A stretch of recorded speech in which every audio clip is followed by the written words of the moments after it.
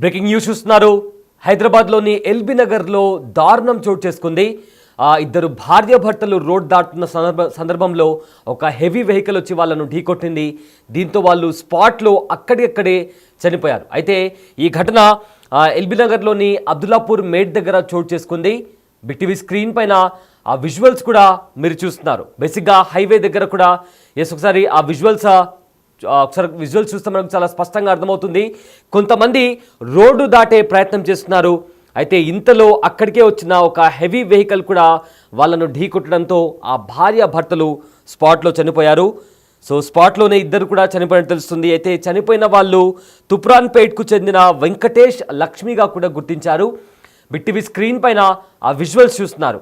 So బేసిక్గా వ్యూవర్స్కు మేము ఏం చెప్పాలనుకుంటున్నామంటే, ప్రతి ఒక్కరం కూడా రోడ్డు దాటేటప్పుడు బేసిక్గా ప్రతి ఒక్కరు కూడా చాలా జాగ్రత్తగా రోడ్డు దాటాల్సిన బాధ్యత మనందరిపైన ఉంది.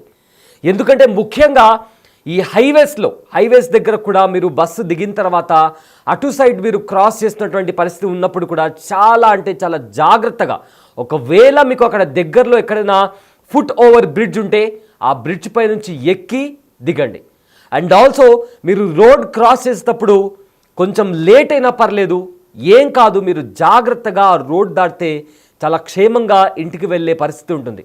అంతేకాని ఇక్కడ తొందరగా ఎటో వెళ్ళిపోవాలి అనే ఒక తొందరపాటులో మీరు వెళ్తే ఖచ్చితంగా డెఫినెట్గా హైవేస్ పైన వెహికల్స్ అనేవి చాలా ఫాస్ట్గా మూవ్ అవుతుంటాయి. 70 to 80 స్పీడ్లో కూడా హైవేస్ పైన వెహికల్స్ వెళ్తుంటాయి. అలాంటి టైంలో ఆ హెవీ వెహికల్స్కి కూడా అదుపు చేయడం చాలా కష్టంగా ఉంటుంది.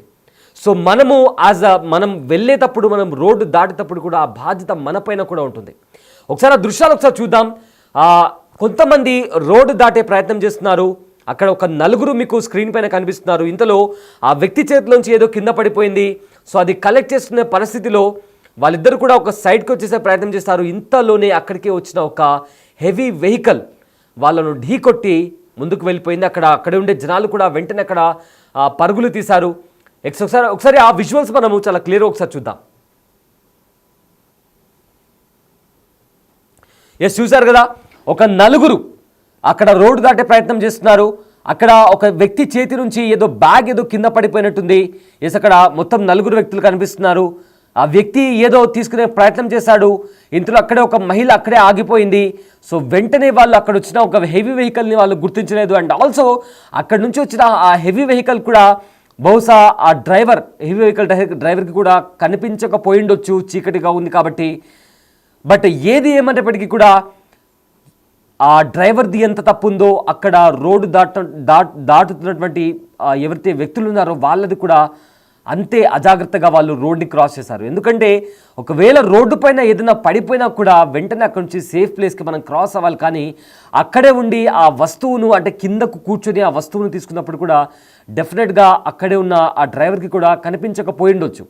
సో మనందరి రెస్పాన్సిబిలిటీ, మనం రోడ్డు పైన మనం డ్రైవ్ చేస్తున్నా లేదా రోడ్డు పైన నడుస్తున్నా లేదా ఇక్కడే ఆగినా కూడా మనము ఎలాంటి ప్లేస్లో ఉన్నాము అనేది కూడా చాలా జాగ్రత్తగా మనం గమనించి దానికి తగ్గట్టుగా మనము వ్యవహరించాల్సిన బాధ్యత మనందరిపైన ఉంది.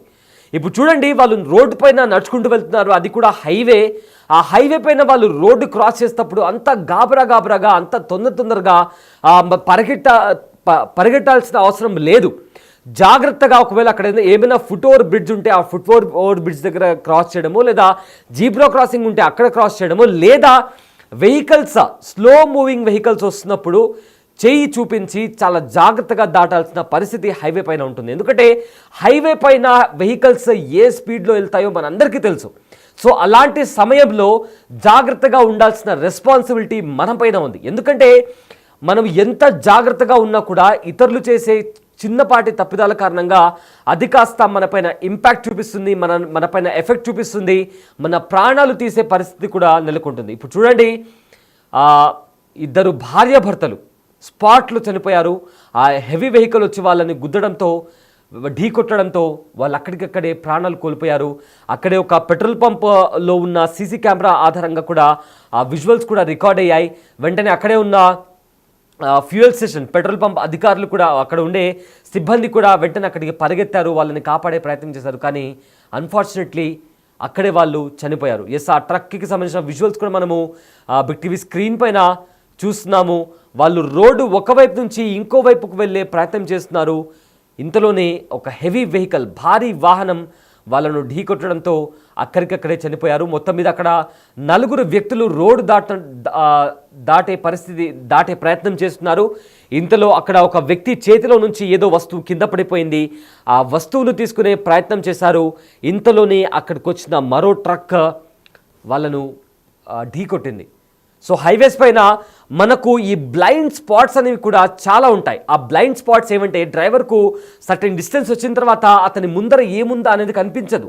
ఫర్ ఎగ్జాంపుల్, మీరు ఒక హెవీ ట్రక్ దగ్గర నుంచి లెఫ్ట్ సైడ్ లేదా రైట్ సైడ్ మీరు క్రాస్ చేసినప్పుడు కూడా ఆ డిస్టెన్స్ అంటే మినిమం టు మినిమం ఒక 10 మీటర్స్ డిస్టెన్స్ మీరు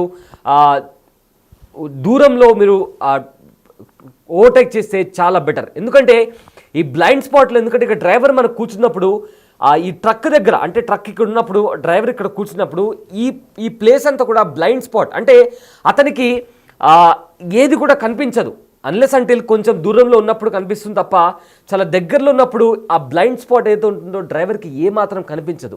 సో ఒకవేళ మీరు 2 వీలర్ నడుపుతున్నా కూడా, లేదా మీరు నడుస్తూ వాక్ చేస్తున్నప్పుడు ఏదైనా హెవీ వెహికల్స్, ముఖ్యంగా మీరు హైవేస్ పైన ఉన్నప్పుడు చాలా అంటే చాలా జాగ్రత్తగా ఉండాల్సిన బాధ్యత మనందరిపైన ఉంది.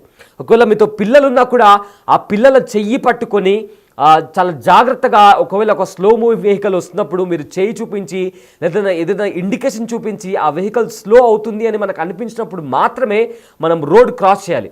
సో అంతేగాని గాబరాగా తొందరగా అటు ఇటు పరిగెత్తినా కూడా అక్కడ వెహికల్ నడిపే డ్రైవర్కి కూడా కన్ఫ్యూజ్ అయిపోయి అతను కూడా ఆ వెహికల్ని అదుపు చేయలేడు. ఒకవేళ తాను సడన్ బ్రేక్ వేసినా కూడా ఈ వెనుకల వచ్చే వెహికల్స్కి కూడా ఆ సడన్ బ్రేక్ వేయగానే ఆ వెహికల్స్ వచ్చి ఈ ముందర వెళ్తున్న ట్రక్ను ఢీకొట్టే ప్రమాదం కూడా ఉంటుంది. సో మనము రోడ్డు పైన ఉన్నప్పుడు జాగ్రత్తగా ఉండాల్సిన బాధ్యత, ఆ రెస్పాన్సిబిలిటీ మనందరిపైన ఉంది. ఇప్పుడు ఆ వీడియోలో మీరు గమనించినట్లయితే ఆ 4 వ్యక్తులు రోడ్డు క్రాస్ చేస్తున్నారు. రోడ్డు క్రాస్ చేసేటప్పుడు వాళ్ళు ఎంత కంగారుగా పరిగెట్టారో ఒకసారి చూడండి. అంత తొందరగా వెళ్ళాల్సిన అవసరం ఏంటండి? ఎందుకంటే మన ప్రాణాలు కదా, మనం సేఫ్గా ఇంటికి వెళ్ళాలి. మన కోసం కూడా మన కుటుంబ సభ్యులు వెయిట్ చేస్తుంటారు. మనం సేఫ్గా ఇంటికి వెళ్ళాల్సిన పరిస్థితి మనందరి రెస్పాన్సిబిలిటీ మనందరిపైన ఉంది. సో వాళ్ళు చాలా స్పీడ్గా ముందుకు వెళ్ళిపోయారు. వెళ్తున్న వాళ్ళు మళ్ళీ సడన్గా ఆగిపోయారు, ఏదో కింద పడిపోయిందని.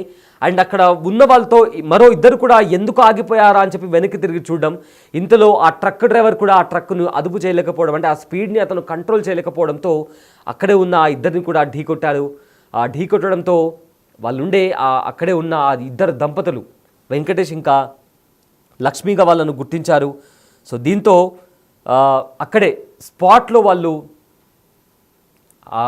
దంపతులు ఇక్కడ కూడా 2 కూడా స్పాట్తో చనిపోయినటువంటి పరిస్థితి కనిపించింది. సో మొత్తం మీద ఈ ఘటన హైదరాబాద్లోని ఎల్బీ నగర్లో చోటు చేసుకుంది. అబ్దుల్లాపూర్ మేడ్ దగ్గర ఘోర రోడ్డు ప్రమాదం చోటు చేసుకుంది. ఈ ప్రమాదంలో రోడ్డు దాటుతున్న 2 దంపతులు వెంకటేష్ ఇంకా లక్ష్మి చనిపోయినట్లు ఇప్పటికే మనకు వస్తున్న సమాచారం.